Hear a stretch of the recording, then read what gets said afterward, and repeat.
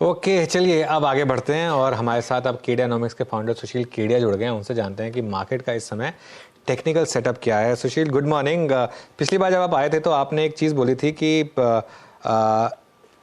Down side आपको 22,200 के नीचे नहीं दिखती और अप साइड आपको यहाँ पर आई थिंक 23,200 या आई थिंक उससे बड़े टारगेट बोले थे आपने। अब क्या करें इस मार्केट में कि एक रनवे ट्रेन की तरह चल रही है? तो पीसीआर से अनुरोध है, मेरे लैपटॉप की स्क्रीन को शेयर करें और अगर आपको ये निफ्टी की आवरली चार्ट अगर डिस्प्ले हो रही है, देखिए ये ऊपर की रेजिस्टेंस लाइन से घूम जाता है, नीचे की सपोर्ट लाइन से बढ़ जाता है। अब हम ऊपर की रेजिस्टेंस लाइन के करीब ही हैं, 300 पॉइंट की जगह यहाँ हो गई।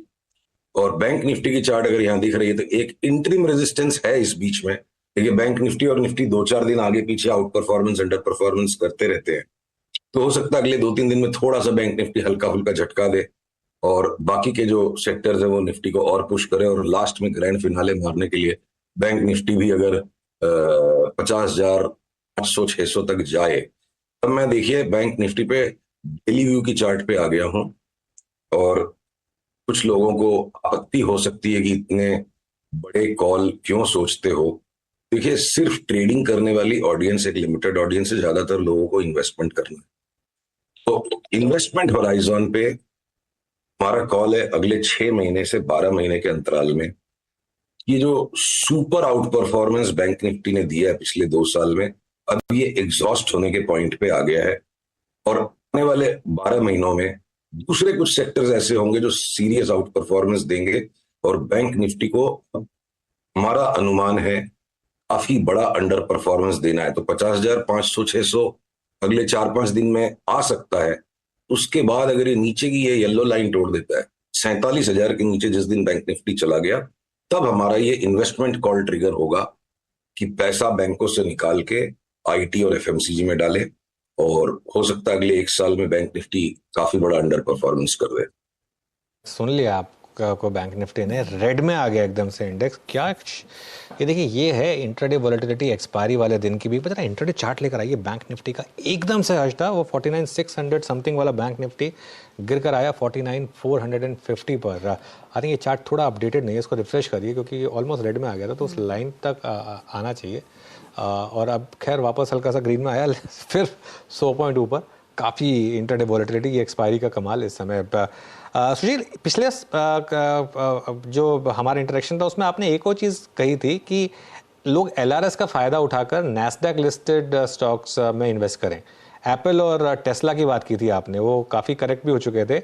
अच्छा बाउंस बैक देखा हमने इन स्टॉक्स में। क्या यहाँ पर ये जो पिछले 5 साल का ट्रेंड है, ये मेगा ट्रेंड अभी भी इंटैक्ट है? मेगा ट्रेंड किसका? नैस्डैक का? नैस्डैक के स्टॉक्स का, एप्पल का, ये टेस्ला, एनवीडिया। तो देखिए ये जो सेक्टर रोटेशंस हैं, स्टॉक रोटेशंस हैं, ये पूरे वर्ल्ड में हैं। तो आप मान लो कभी कोई बफेट डिनर खा रहे हो तो फर्स्ट राउंड में आप प्लेट में 5, 7, 8, 10 आइटम डाल लेते हो और उसको चखने के बाद जब मजा आ जाता है कुछ 3-4 आइटम में, सेकंड राउंड में आप 3-4 ही खाते हो और लास्ट फिनाले आपका डेजर्ट होता है। तो टेस्ला और एप्पल मेरे हिसाब से इस करंट बुलिश लेग के डेजर्ट्स हैं। ये जो 5 दिन में 40% टेस्ला बढ़ गया और हमारा कॉल था डबल हो जाएगा, जो रिजल्ट्स खराब आएंगे, चार्ट वाले कुछ भी बोलते हैं, ठीक है, हम बोलेंगे लोग भी कुछ भी बोलते हैं। 40% जो 5 दिन में बढ़ गया, मुझे लगता है अगले 2-3 महीने में ये तो 100% बढ़ जाएगा और एप्पल भी 50% बढ़ जाएगा।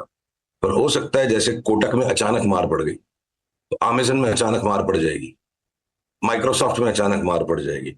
तो इंडेक्स बहुत कुछ छिपा रहा है और इंडिविजुअल स्टॉक्स में बड़े बड़े अपसाइड और बड़े बड़े डाउनसाइड, बहुत केयरफुल ना रहने वाले ट्रेडर्स को बढ़ती इंडेक्स में भी सफाया हो सकता है।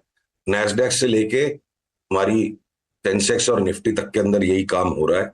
तो जो मेगा ट्रेंड है वो एक बार के लिए फिलहाल बहुत वॉलेटाइल है और वॉलेटिलिटी का मेजरमेंट जो विक्स है वो भी काफी कुछ छिपा रहा है। तो 50% बढ़ने वाले टेस्ला में अचानक अमेजन एक दिन में 20% गिर जाएगा, उस तरह का बाजार मुझे सामने दिखता है। अच्छा, इस वॉलेटिलिटी में कितना कॉन्फिडेंस आपको बैंकों में, स्पेशली जो आईसीआईसीआई बैंक के नंबर्स के बाद कल जोरदार तेजी देखने को मिली थी? आई थिंक बिगेस्ट वॉल्यूम उस स्टॉक ने दिखाया था। यहाँ पर चार्ट्स क्या इशारा कर रहे हैं कि आज अगर विराम कर रहा है ये काउंटर, फिर आगे और जोरदार चाल दिखाएगा? देखिए, मोटी बात है कि अगर बैंक निफ्टी में 1001 पॉइंट तक की जगह दिखती है जो कि 2% है, तो इंडिविजुअल जो उसके कंपोनेंट्स है कोई सा 3-4% भी बढ़ जाएगा। पर ये 2-3% की ट्रेडिंग बहुत कम ही लोग कर पाते हैं, और हम में से कोई भी इतना फास्ट नहीं होता हर्षदा जी की अर्जुन की तरह बाएं हाथ से और दाएं हाथ से दोनों हाथ से तीर चला लेंगे। नॉर्मली हम सबका कहीं ना कहीं बायस डेवलप होता है और हम उस बायस को 10-20 दिन तक ट्रेड करते हैं। तो अर्जुन जैसी क्षमता वाले ट्रेडर्स बाजार में होते बहुत कम है, पर कोशिश करते रहते हैं लोग। तो मैं उसको थोड़ा अवॉइड करना चाहूंगा कि एकदम से एक 2-2 दिन के कॉल ले लिए जाए। वो आप अपने टोटल मार्केट एक्सपोजर का 5-10% हिस्सा ही कर पाओगे। तो ब्रॉडली मेरा व्यू ये है, अभी 1000 पॉइंट तक की जगह हो सकती है बैंक निफ्टी में, बीच में 200-300-400 पॉइंट का झटका देने के बाद। और जो स्टॉक्स मोमेंटम में है, एसबीआई, आईसीआईसीआई, वो अगर अब अपनी इस रैली को थोड़ा शांत करेंगे तो आपको एक्सिस बैंक और बढ़ने की जगह मिल जाएगी। पर इन सारे लार्ज कैप बैंक्स में जो एक बड़ा विरोधाभास मैं देख पा रहा हूं, जिस पजल को अभी तक मैं चार्ट्स पे सॉल्व नहीं कर पा रहा, कि अगर हकीकत में बैंक निफ्टी को 50,600-700 के बाद सब्सटेंशियल करेक्शन देना है, तो जो एचडीएफसी बैंक की चार्ट है वो बहुत ज्यादा मजबूत है। तो पता नहीं कहीं ऐसा हो कि एचडीएफसी बैंक एक तरफा बढ़ते जाए और बाकी बहुत सारे बैंक्स में टूटन आ जाए। तो ये बहुत सारे कठिन सवाल हैं और इस वक्त पिक्चर इतना स्पष्ट नहीं है। सिर्फ बैंक निफ्टी की चार्ट की स्पष्टता के कि 50,500-600 के ऊपर बैंक निफ्टी का फिलहाल जा पाना बहुत ही मुश्किल लगता है। एक और पॉकेट, इनफैक्ट अनुज मेंशन ही कर रहे थे कुछ देर पहले जब हम ऑटो कंपनियां डिस्कस कर रहे थे और एमएनएम की चाल पर बातचीत हो रही थी, टायर स्टॉक्स में आप एमआरएफ को लेकर काफी बुलिश थे। वो व्यू अभी भी होल्ड करते हैं? तो उस व्यू को और स्ट्रेंथन करने का टाइम आ गया। पीसीआर से अनुरोध है, जरा सी मेरी स्क्रीन पे जो चार्ट है उसको दिखाए। इस ट्रायंगुलर पैटर्न से ब्रेकआउट आ गया और साथ ही हम जिस चेतावनी के साथ काम कर रहे हैं उसको आपके साथ शेयर करता हूं। जो मैंने कहा ना, बफेट डिनर का 3rd राउंड है। अब डेजर्ट एमआरएफ मेरे लिए ऑटो और ऑटो एंसेलरीज में एक डेजर्ट के जैसे है। ये नहीं कि पूरे के पूरे सेक्टर में एमआरएफ चल रहा है तो मतलब पूरे सेक्टर में वो तूफान है। बाकी सारे स्टॉक्स में लॉन्ग टर्म थकावट बनने लग गई है। तो कहीं ना कहीं अब बड़े सेक्टर रोटेशंस मुझे लगता है बाजार इलेक्शन के आसपास या उसके बाद करेगा। तो एमआरएफ में हमारा व्यू बिल्कुल इंटैक्ट है। फिलहाल 2 लाख के ऊपर हमारी नजर टिकी हुई है और बीच बीच में अलग अलग लेवल्स पर हम ट्रेड करेंगे इसको। मेटल्स पर क्या व्यू बन रहा है सुशील? क्योंकि यहाँ पर बहुत शानदार मोमेंटम है। हिंदुस्तान कॉपर हो गया, आपका नैल्को हो गया, सेल हो गया, टाटा स्टील हो गया, सभी के सभी वेदांता में मूव आने शुरू हो गए हैं। मुझे पहले ही अग्रिम क्षमा आप प्रदान करेंगे तो मैं स्पष्ट मेरे मन की बात को कह पाऊंगा बिना संकोच के। तो देखिए, जब भी टॉप और बॉटम आते हैं ना, एक्साइटमेंट हाईएस्ट होता है, इमोशंस हाईएस्ट होते हैं। अंडरलाइंग मैं कॉपर की, एल्यूमिनियम की और जिंक की चार्ट्स को जब देखता हूं, वो मुझे चीख चीख के कह रही है कि हम तीनों के तीनों 2-5-10 दिन आगे पीछे 25-25% गिरेंगे। और जब ये अंडरलाइंग कमोडिटीज की चार्ट्स पे पीक आउट आ रहा है, तो इसी तरह का साथ में हिंडाल्को में एक नया हाई बन गया और हम बहुत बुरी तरह से ट्विटर पे ट्रोल हो गए। और हम जितने ज्यादा ट्रोल होते उतना हमारा कन्विक्शन बढ़ जाता है। तो या तो ट्रोल कर लो या पैसे कमा लो। तो अगर हिंडाल्को वापस 450 हो जाएगा या ये हिंदुस्तान कॉपर, देखिए 2025 के व्यू पे इस 25% डिप के बाद वापस एक नया हाई सारे बेस मेटल्स में आना चाहिए। तो 25% अगर बेस मेटल गिर जाएगा, 40% अंडरलाइन कोई स्टॉक गिर जाए, 30% गिर जाए, तो हम यही कहेंगे हम बहादुर नहीं है, हम कमजोर हृदय के लोग हैं। हमें 100 रुपए का मेटल स्टॉक नहीं लेना है एक्सेप्ट जीएमडीसी। जीएमडीसी एमआरएफ की तरह मेटल्स का डेजर्ट स्टॉक है, डिनर कंप्लीट है और जैसे ही गेस्ट दरवाजे से निकलेंगे, जिस दिन सेल सिग्नल आएगा हम सबको शॉर्ट सेल करेंगे। 5 दिन 7 दिन हम रॉन्ग हैं, अच्छी बात है, हमें लास्ट का पैसा नहीं कमाना है। ओके, बिल्कुल। अच्छा, तो ये तो बात हो गई मेटल्स की। एक मेटल्स में रहते हैं, प्रेशियस मेटल्स पर आते हैं। आपने एक चीज कही थी कि गोल्ड और सिल्वर की अब पताल लोक की चाल शुरू होगी यहाँ से, मतलब बड़ी करेक्शन, वो इंटैक्ट है व्यू? देखिए, पीसीआर से अनुरोध है, ये मेरी स्क्रीन से गोल्ड की चार्ट दिखाएं। ये कॉमेक्स वाला इस चार्ट है।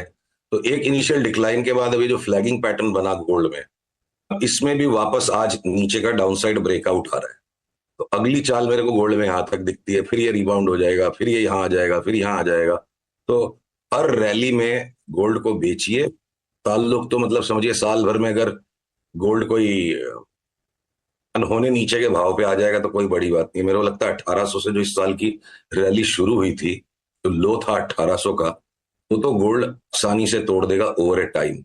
और अब देखते हैं साल के अंत तक ये 1600 तोड़ देता है, 1400 भी जा सकता है। तो ताल्लुक का मतलब है कि यहां से 30% अगर 35% सोना गिर जाए तो ताल्लुक ही हो गया फिर वो। ओके, बिल्कुल। स्टॉक्स में कोई और आपके रेडार पर जो एक दो अगर स्टॉक्स आए हो जो यहाँ से आपको लग रहा है कि अच्छा मोमेंटम देंगे?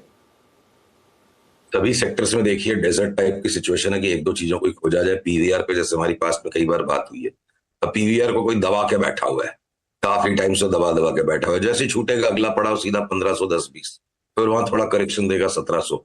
तो इंटरटेनमेंट में स्मूदेस्ट चार्ट पीवीआर की है। जी की चार्ट को देख के मुंह में पानी आता है, पर वो काउंटर पता नहीं किस तरह का हो गया, वो हिलता ही नहीं है, या सन टीवी नॉइज भी ज्यादा है। तो रिजेक्ट करते करते बाई डिफॉल्ट बचता है कि पीवीआर के अंदर अच्छा दांव लगा लो। अगर आपके वोडाफोन आइडिया में थोड़ी सी गैम्बलिंग इंस्टिंक्ट्स की जरूरत है, इसकी चार्ट को आप देखो, जिस तरीके से ट्रायंगुलर पैटर्न को तोड़ के निकला है। एक तरफ वोडाफोन के फंडामेंटल्स जो हैं सो हैं, और एमआरएफ के फंडामेंटल्स जो हैं सोने पे सुहागा हैं।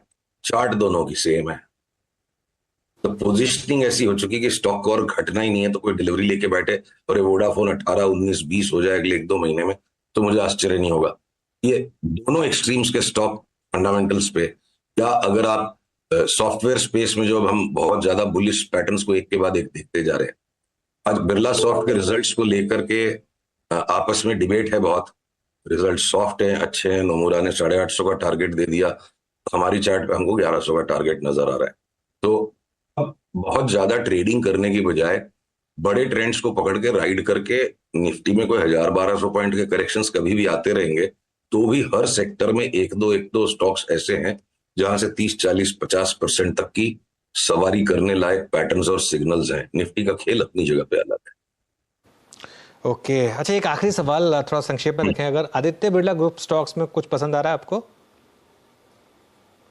तो वहां मैं थोड़ा विरोधाभास देख रहा हूं चार्ट्स पे, और मैं आशा कर रहा था कि आप मुझे आज ये सवाल पूछेंगे ही नहीं। बड़ा कठिन है सवाल। चार्ट्स पे हमारा ये व्यू है कि जितनी भी पॉजिटिविटी लोग फील कर रहे हैं आदित्य बिरला कैपिटल पे, तो देखिए ये चार्ट यहाँ पे डिस्ट्रीब्यूटिव है बिल्कुल, ठीक है। और उसी तरह से अब ये जो चार्ट है ना आदित्य बिरला कैपिटल की, ये हो गया एबीसी वेव। यहां से अब इसको अच्छा खासा करेक्शन देने की तैयारी में है स्टॉक किसी भी टाइम, और भी कुछ नहीं करेंगे, पर जैसे ही येलो लाइन टूट जाएगी, यानी आज के लो के नीचे गया, आज के लो से और 2 रुपया नीचे गया, तो स्टॉक शॉर्ट सेल करने लायक होगा for a minimum move to 209, और वो भी टूट गया तो फिर ये कितना नीचे चला जाएगा अभी इसका अनुमान मैं नहीं लगाऊंगा। तो मेंटल परसेप्शंस अलग है, मार्केट अलग है। और एक क्विक पॉइंट अनुज में ऐड कर दूं, एफएमसीजी के स्टॉक्स जो पुराने जमाने की बढ़िया गुड क्वालिटी कंपनीज में सारी सोबर चार्ट हो गई, चाहे लीवर बोलो, ब्रिटानिया बोलो, नेस्ले बोलो, निफ्टी चाहे जहां भी चला जाए 1000-2000 पॉइंट करेक्शन, पैसा अगर एफएमसीजी के इन स्टॉक्स में लगाएं तो 25, 30, 35% तक के रिटर्न दिवाली नहीं तो क्रिसमस तक मिलने में मुझे किसी भी प्रकार का कोई भय नहीं दिखता है। अगर नहीं दिवाली तो क्रिसमस तक भी इन तीनों स्टॉक्स में मुझे 25-30% की पॉजिटिव रिटर्न दिखती है। तो एफएमसीजी में अच्छा खासा एक्शन जोर पकड़ता हुआ दिखाई दे रहा है। बहुत बहुत शुक्रिया सुशील जी हमारे लिए समय निकालने के लिए। Have a good day.